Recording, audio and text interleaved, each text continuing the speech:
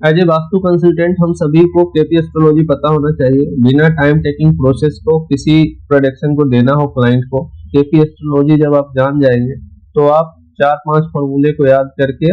एक accurate production देने के लिए कैपेबल हो जाते हैं। वहीं जो वैदिक एस्ट्रोलॉजी है उसमें काफी सारे कॉम्प्लिकेशंस है, काफी सारे कंजक्शन, एस्पेक्ट, राशि, नक्षत्र, डिग्री, इन सबको ध्यान में रखते हुए आप किसी न किसी प्रोडक्शन पे पहुंच पाते हैं। वही जो केपी एस्ट्रोलॉजी है उसमें 8-10 फॉर्मूला है जिसको आप याद करके और किसी न किसी प्रेडिक्शन पे आप पहुंच जाते हैं। आपको बेसिक चीजें आपको आ जाता है और आप प्रेडिक्शन लायक हो जाते हैं। तो कई बार देखेंगे जो लग्न चार्ट में जो प्लानेट है वो 12th हाउस में नजर आएगा, और वही जो केपी चार्ट अगर आप खोलेंगे तो उसमें जो है 11th हाउस में आपको नजर आएगा, और आप ये प्रेडिक्ट कर देते हैं कि वो जो है आइसोलेशन में रहना पसंद करेगा, और इस तरीके से आप प्रोडिक्ट कर पाते हैं, पर वो चीजें घटित नहीं होता। ये आपका जो प्रोडिक्शन है वो गलत हो जाता है, क्योंकि जो भाव चलित चार्ट आप जब खोलते हैं तो देखते हैं जो प्लानेट 12th हाउस में आपको नजर आ रहा था वो 11th हाउस में आ गया है, और 11th हाउस में आने की वजह से ऐसे व्यक्ति काफी सोशल होगा, काफी दोस्तों के साथ रहना पसंद होगा, उनको घूमना फिरना मौज मस्ती करना पसंद होगा। ये इसलिए होता है क्योंकि जो लग्न का डिग्री है वो मान लो कि 20 डिग्री है, और वही जो 12th हाउस में जो ग्रह बैठा हुआ है वो 28-29 डिग्री का बैठा हो, तो आप देखेंगे कि जब आप भाव चलित निकालेंगे तो उसमें जो है वो डिग्री अगले हाउस या पिछले हाउस में शिफ्ट कर जाएगा, और ये शिफ्ट होने की वजह से हमारा जो प्रेडिक्शन है वो गलत हो जाता है और हम एक्यूरेट प्रेडिक्शन नहीं कर पाते।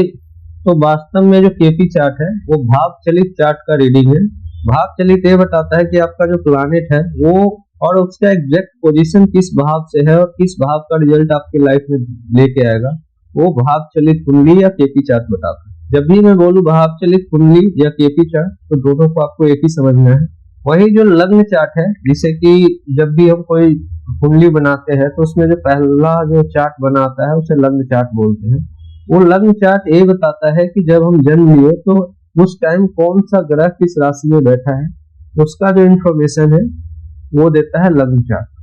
तो क्या हम इन सब चीजों के कारण लग्न चार्ट को छोड़ देंगे, लग्न चार्ट को नहीं लेंगे? तो ऐसा बिल्कुल भी नहीं है, लग्न चार्ट को भी हम कंसीडर करेंगे। और उसके पीछे है राहु केतु, जो 2 प्लानेट है उसका जो अहमियत है